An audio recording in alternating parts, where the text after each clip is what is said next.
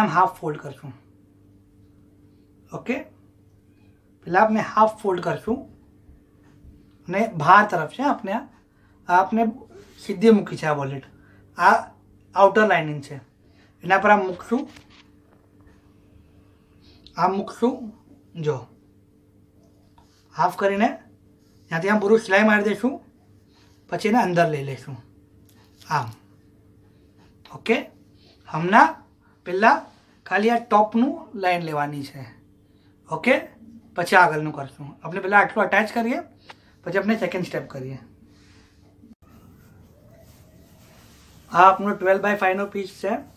આપણે એક બાજુ પાઇપિંગ કરી કાઢીએ બરાબર, અને આપણે આ બીજો 8x5નો પીસ છે, એનામાં આપણે ઉપર બાજુ પાઇપિંગ કરી કાઢીએ. જો આ ચેન બંધ કરવા માટે બરાબર. હવે આપણે શું કરશું કે ત્યાંથી 1/2 ઇંચ જેટલું છોડશું ડિસ્ટન્સ. ઓકે, અહીંયા આ પટ્ટીના નીચે આપણે આમ મૂકશું અને એક સ્ટીચ આમ લેશું, પછી આને ટર્ન કરશું અને બીજો સ્ટીચ એનો આમ લેશું.